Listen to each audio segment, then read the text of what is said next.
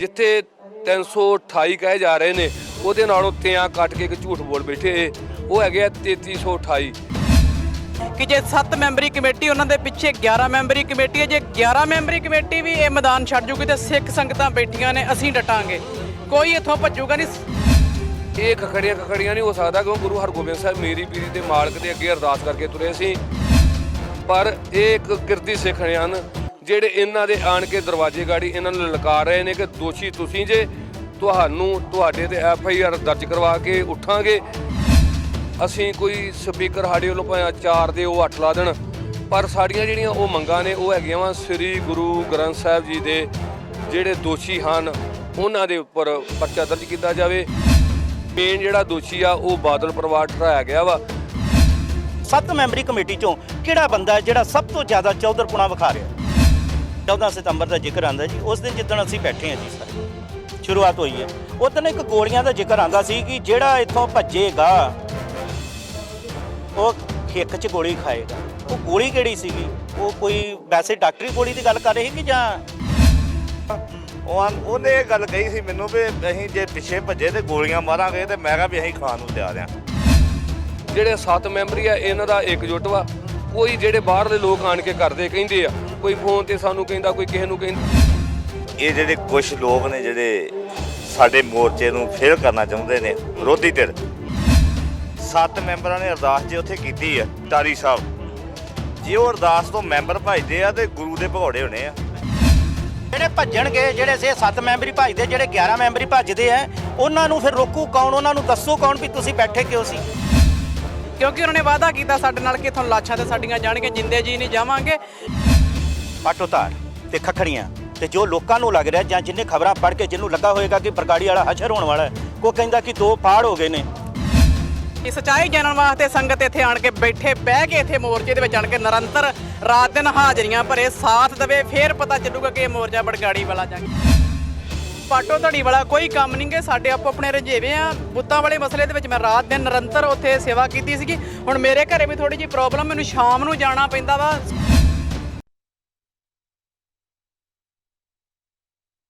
ਮੋਰਚਾ 24 ਦਿਨ ਦੇ ਵਿੱਚ ਦਾਖਲ ਹੋ ਚੁੱਕਾ ਹੈ। ਗੁਰੂ ਮਹਾਰਾਜ ਦੇ 328 ਪਾਵਨ ਸਰੂਪਾਂ ਨੂੰ ਲੈ ਕੇ ਇਹ ਜੋ ਮੋਰਚਾ ਨਿਰੰਤਰ ਲਗਾਤਾਰ SGPC ਦੇ ਦਫ਼ਤਰ ਦੇ ਬਿਲਕੁਲ ਸਾਹਮਣੇ ਲੱਗਾ ਹੋਇਆ ਹੈ। ਮੋਰਚੇ ਦੇ ਵਿੱਚ ਸਿੰਘ ਡਟੇ ਹੋਏ ਨੇ, 7 ਮੈਂਬਰੀ ਕਮੇਟੀ ਵੀ ਡਟੀ ਹੋਈ ਹੈ। ਪਰ ਅਚਾਨਕ ਅਖਬਾਰਾਂ ਦੀਆਂ ਸੁਰਖੀਆਂ ਬਣਦੀਆਂ ਨੇ ਕਿ ਮੋਰਚੇ ਦਾ ਹਸ਼ਰ ਬਰਗਾੜੀ ਵਾਲਾ ਹੋਣ ਵਾਲਾ ਹੈ। ਮੋਰਚੇ ਦੇ ਲਿਖਿਆ ਜਾਂਦਾ ਕਿ ਸ੍ਰੀ ਗੁਰੂ ਗ੍ਰੰਥ ਸਾਹਿਬ ਜਿਹੜੇ ਲਾਪਤਾ ਸਰੂਪ ਨੇ ਉਹਨਾਂ ਸੰਬੰਧੀ ਲਗਾਏ ਮੋਰਚੇ ਤੇ ਆਗੂਆਂ ਦੇ ਵਿੱਚ ਪਾਟੋ ਧਾੜ ਹੋ ਗਈ ਹੈ। ਇਸ ਤਰ੍ਹਾਂ ਦੀਆਂ ਖਬਰਾਂ ਜਾਣ ਦੇ ਨਾਲ ਜਿੱਥੇ ਨਿਰਾਸ਼ਾ ਪਾਈ ਜਾ ਰਹੀ ਹੈ ਸਿੱਖ ਸੰਗਤ ਦੇ ਵਿੱਚ, ਪੰਥ ਦੇ ਵਿੱਚ, ਉਸੇ ਦੇ ਹੀ ਸਵਾਲ ਜੋ ਅਖਬਾਰਾਂ ਦੀਆਂ ਸੁਰਖੀਆਂ ਨੇ ਇਹਨਾਂ ਦੇ ਜਵਾਬ ਲੈਣ ਵਾਸਤੇ ਅਸੀਂ ਪਹੁੰਚੇ ਹਾਂ ਮੋਰਚੇ ਦੇ ਵਿੱਚ। ਪਰ ਮੋਰਚੇ 'ਚ ਸਾਨੂੰ ਕੋਈ ਕਮੀ ਤਾਂ ਮਹਿਸੂਸ ਨਹੀਂ ਹੋਈ। ਮੋਰਚਾ ਡਟਿਆ ਹੋਇਆ, ਸਿੰਘ ਡਟੇ ਹੋਏ ਨੇ, ਸੰਗਤ ਡਟੀ ਹੋਈ ਹੈ, ਗੁਰਬਾਣੀ ਦਾ ਪ੍ਰਵਾਹ ਨਿਰੰਤਰ ਚੱਲ ਰਿਹਾ ਹੈਗਾ। ਸੋ ਸਾਡੇ ਨਾਲ ਭਾਈ ਬਲਬੀਰ ਸਿੰਘ ਮੁੱਛਲ ਜੀ। ਵਾਹਿਗੁਰੂ ਜੀ ਕਾ ਖਾਲਸਾ, ਵਾਹਿਗੁਰੂ ਜੀ ਕੀ ਫਤਿਹ ਜੀ। ਕਿਹਾ ਜਾ ਰਿਹਾ ਜੀ ਪਾਟੋ ਧਾੜ ਹੋ ਗਈ ਹੈ। ਪਾਟੋ ਧਾੜ 7 ਮੈਂਬਰੀ ਕਮੇਟੀਆਂ ਦੀ ਕਹਿੰਦੇ ਹੋ ਗਈ। ਨਹੀਂ ਜੀ, ਇਹ ਤੇ ਵਹਿਮ ਹੋ ਸਕਦਾ ਵਾ, ਪਰ ਅਸੀਂ ਕੁਝ ਜ਼ਿੰਮੇਵਾਰੀਆਂ ਵੰਡੀਆਂ ਇਹ ਆ ਕਿ ਜਿਵੇਂ ਭਾਈ ਮਨਜੀਤ ਸਿੰਘ ਤੇ 10 ਦੀ ਡਿਊਟੀ ਲਾਤੀ ਕਿ ਤੁਸੀਂ 2 ਦਿਨ ਤੁਸੀਂ ਰਹਿਣਾ, 1 ਦਿਨ ਤੁਸੀਂ ਰਹਿਣਾ ਵਾ, ਕਿਉਂਕਿ ਸਾਰੇ ਕਿਰਤੀ ਸਿੱਖ ਨੇ। ਭਾਈ ਜਿੱਦਾਂ ਤਰਲੋਚਨ ਸੋਹੜ ਵਾ, ਉਹਦਾ ਕਪੈਨ ਦਾ ਕੰਮ, ਉਹਦਾ ਸੀਜ਼ਨ ਹੀ, ਉਹ ਕਹਿੰਦੇ ਕਿ ਤੁਸੀਂ 2-3 ਦਿਨ ਮੈਨੂੰ ਦੇ ਦਿਓ ਤੇ ਮੈਂ ਕਿਰਤ ਕਰਕੇ ਤੇ ਮੁੜ ਕੇ ਲਗਾਤਾਰ ਹੀ ਇੱਥੇ ਤੁਹਾਡੇ ਕੋਲ ਰਹੂੰਗਾ। ਇਹੀ ਕਾਰਨ ਹੈ ਜਿਹੜਾ ਖਖੜੀਆਂ ਕਹਿੰਦੇ ਹੋ ਗਿਆ ਜੀ ਮੋਰਚਾ ਖਖੜੀਆਂ। ਇਹ ਖਖੜੀਆਂ ਨਹੀਂ ਹੋ ਸਕਦਾ ਕਿਉਂ ਗੁਰੂ ਹਰਗੋਬਿੰਦ ਸਾਹਿਬ ਮੇਰੀ ਪੀਰੀ ਦੇ ਮਾਲਕ ਦੇ ਅੱਗੇ ਅਰਦਾਸ ਕਰਕੇ ਤੁਰੇ ਸੀ ਤੇ ਪਾਵਨ ਪਵਿੱਤਰ ਮਹਾਰਾਜ ਨੇ ਹੁਕਮਨਾਮਾ ਵੀ ਬਖਸ਼ਿਸ਼ ਕੀਤਾ ਸੀ ਤੇ ਉਹ ਹੁਕਮਨਾਮੇ ਸਤਿਗੁਰਾਂ ਨੇ ਕਿਰਪਾ ਕਰਕੇ ਅੱਜ ਜਿਹੜੀਆਂ ਇਹ ਮੋਰਚਾ ਲੱਗਾ ਵਾ 14 ਤਰੀਕ ਨੂੰ, 14 ਤਰੀਕ ਵਾਲੇ ਦਿਨ ਹੀ ਇਸ ਕੁਝ ਅਧਿਕਾਰੀਆਂ ਨੇ ਮੰਗਾਂ ਕੁਝ ਮੰਨ ਲਈਆਂ ਸਨ ਕਿ ਅਸੀਂ ਪ੍ਰਾਈਵੇਟ ਜਿਹੜੀਆਂ ਪ੍ਰੈਸਾਂ ਉਹ ਵੀ ਬੰਦ ਕਰਵਾ ਦੇਵਾਂਗੇ, ਸ੍ਰੀ ਅਕਾਲ ਤਖ਼ਤ ਸਾਹਿਬ ਨੂੰ ਆਗਿਆ ਕਵਾਂਗੇ ਤੇ ਜਿਹੜੀ ਸਾਡੀ ਪ੍ਰੈਸ ਸ਼੍ਰੋਮਣੀ ਕਮੇਟੀ ਵੱਲੋਂ ਉਹ ਅਸੀਂ ਬੰਦ ਕਰ ਦਿੰਦੇ ਆ। 9 ਮੰਗਾਂ ਸੀ, 7 ਕਹਿੰਦੇ ਸੀ ਮੰਨ ਲਈਆਂ।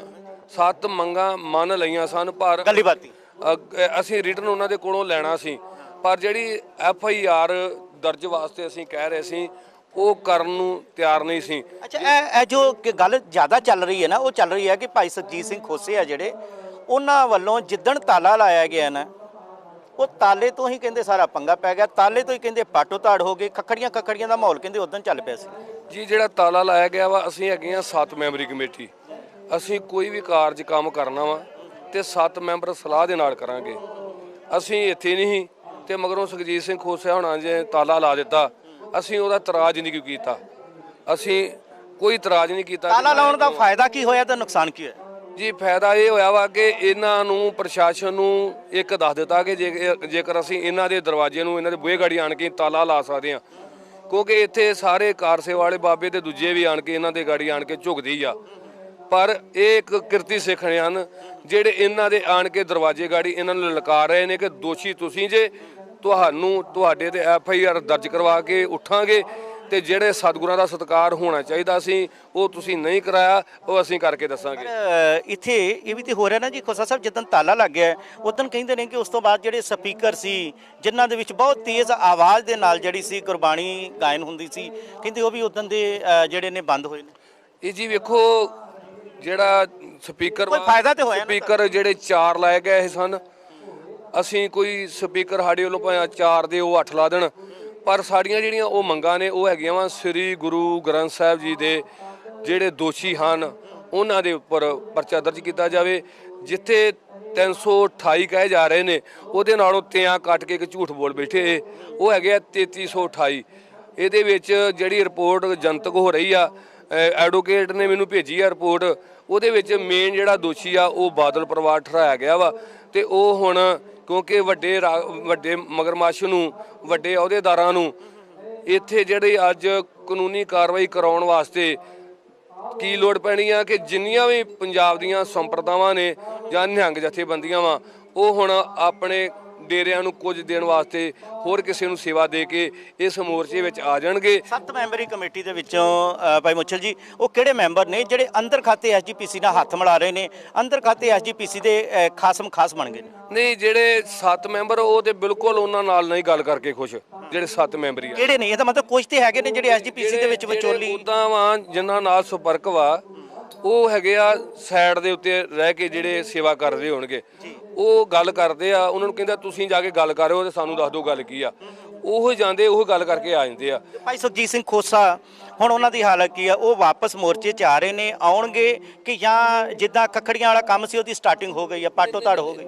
ਜਿਹੜੀ ਨਾ ਭਾਈ ਸੁਖਜੀਤ ਸਿੰਘ ਖੋਸੇ ਜਿਸ ਦਿਨ, ਕਿਉਂਕਿ ਅਸੀਂ ਕਰਦੇ ਆ ਬਹਿ ਕੇ ਗੁਰਮਤਾ, ਅਸੀਂ 7 ਜਾਣੇ ਜੋ ਫੈਸਲਾ ਕਰਾਂਗੇ, ਕਿਉਂਕਿ ਇਹ ਨਾ ਭਾਈ ਮਨਜੀਤ ਸਿੰਘ ਫੈਸਲਾ ਲੈ ਸਕਦਾ, ਨਾ ਬਲਬੀਰ ਸਿੰਘ ਲੈ ਸਕਦਾ।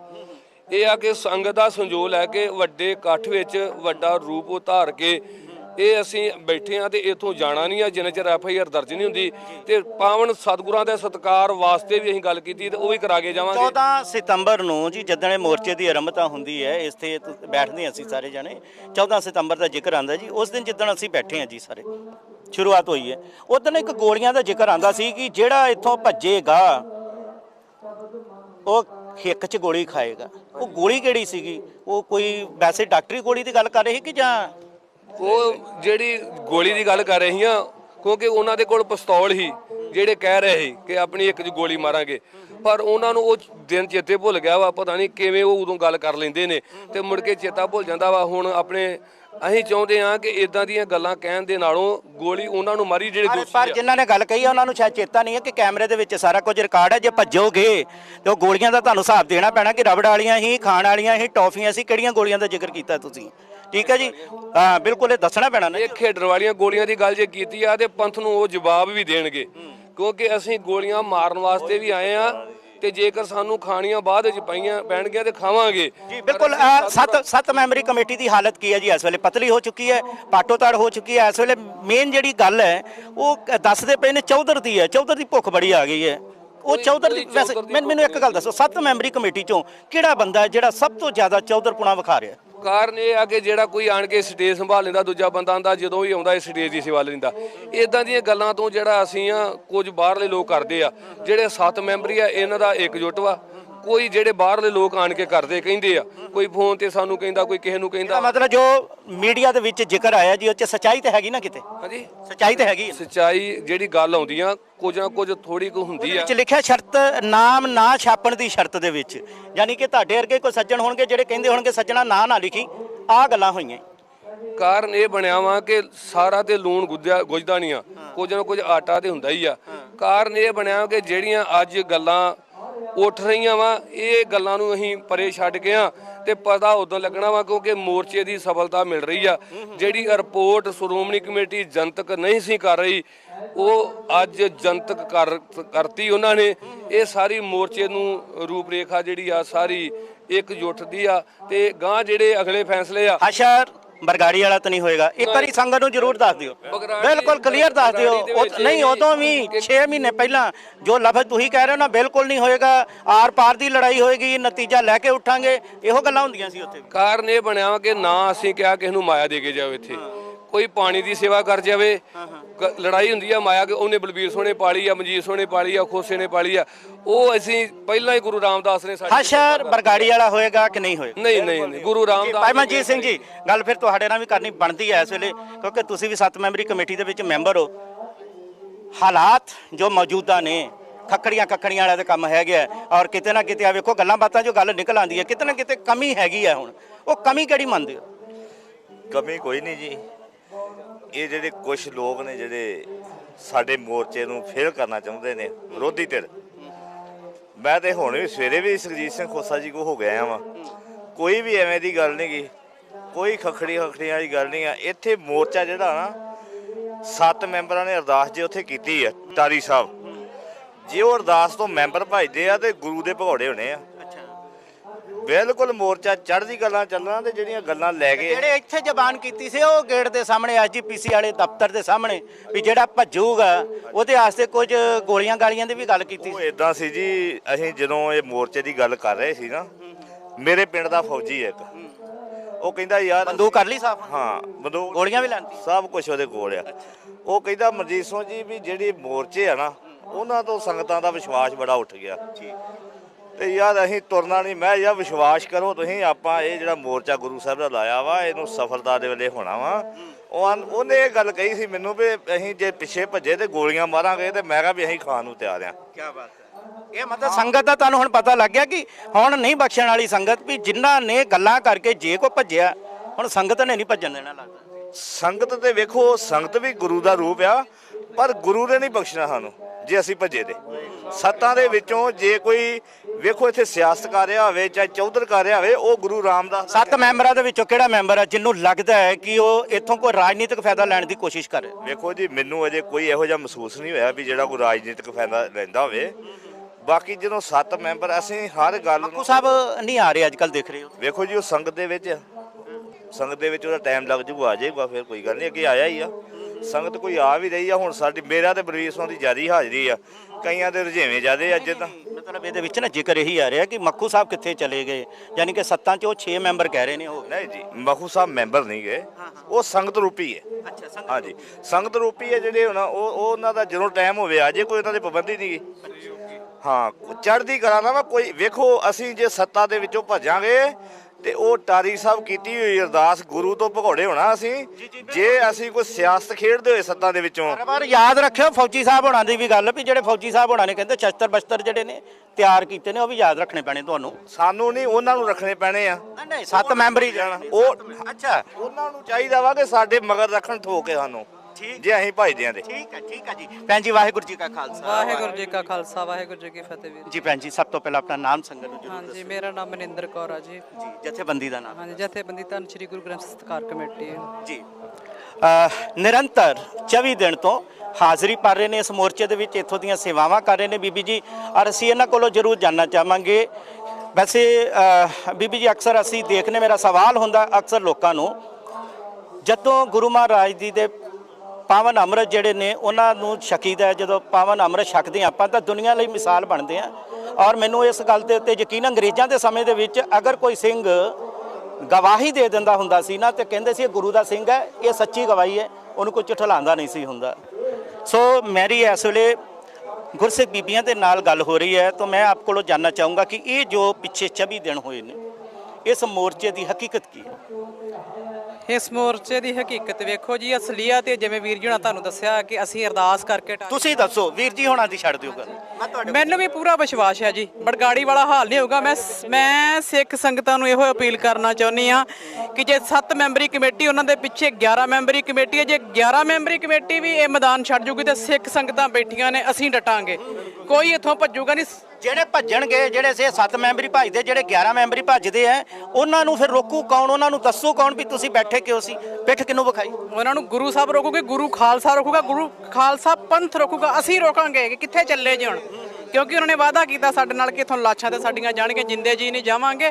ਸਭ ਤੋਂ ਪਹਿਲਾਂ 7 ਮੈਂਬਰੀ ਅੱਗੇ ਗਈ, ਉਸ ਤੋਂ ਪਹਿਲਾਂ ਅੱਗੇ ਪਿੱਛੇ 11 ਮੈਂਬਰੀ ਆ। ਕੋਈ 11 ਮੈਂਬਰੀ ਦੇ ਪਿੱਛੋਂ ਜਿਹੜੀ ਸਿੱਖ ਸੰਗਤ ਆਏਗੀ, ਮੋਰਚੇ ਦੇ ਵਿੱਚ ਡਟਿਆਂ ਤੇ ਡਟੇ ਹੀ ਰਵਾਂਗੇ। ਮੈਂ ਸਿੱਖ ਸੰਗਤ ਨੂੰ ਅਪੀਲ ਕਰਨਾ ਚਾਹੁੰਦੀ ਆ ਕਿ ਬਰਗਾੜੀ ਵਰਗਾ ਇੱਥੇ ਹਸ਼ਰ ਨਹੀਂ ਗੁਰੂ ਰਾਮਦਾਸ ਪਾਤਸ਼ਾਹ ਜੀ ਹੋਣ ਦੇਣਗੇ, ਕਿਉਂਕਿ ਸਾਨੂੰ ਆਪਣੇ ਤੇ ਮਾਣ ਨਹੀਂ, ਸਾਨੂੰ ਆਪਣੇ ਗੁਰੂ ਸਾਹਿਬ ਤੇ ਮਾਣ ਹੈ, ਗੁਰੂ ਹਰਗੋਬਿੰਦ ਪਾਤਸ਼ਾਹ ਜੀ ਤੇ ਮਾਣ ਆ ਕਿ ਇਹੋ ਜਿਹਾ ਕੋਈ। ਬਾਕੀ ਜਿਵੇਂ ਮੀਡੀਆ ਦੇ ਵਿੱਚ ਖਬਰਾਂ ਆ ਰਹੀਆਂ ਨੇ ਕਿ ਪਾਟੋ ਧੜੀ ਵਾਲਾ ਕੋਈ ਕੰਮ ਨਹੀਂ ਗੇ, ਸਾਡੇ ਆਪੋ ਆਪਣੇ ਰੰਜੇਵੇ ਆ। ਬੁੱਤਾਂ ਵਾਲੇ ਮਸਲੇ ਦੇ ਵਿੱਚ ਮੈਂ ਰਾਤ ਦਿਨ ਨਿਰੰਤਰ ਉੱਥੇ ਸੇਵਾ ਕੀਤੀ ਸੀਗੀ। ਹੁਣ ਮੇਰੇ ਘਰੇ ਵੀ ਥੋੜੀ ਜਿਹੀ ਪ੍ਰੋਬਲਮ, ਮੈਨੂੰ ਸ਼ਾਮ ਨੂੰ ਜਾਣਾ ਪੈਂਦਾ ਵਾ, ਸਵੇਰੇ 9 ਵਜੇ ਮੈਂ ਆ ਜਾਂਦੀ ਆ, 5:30-6 ਵਜੇ ਤੱਕ ਇੱਥੇ ਆਪਾਂ ਡਟੇ ਆ।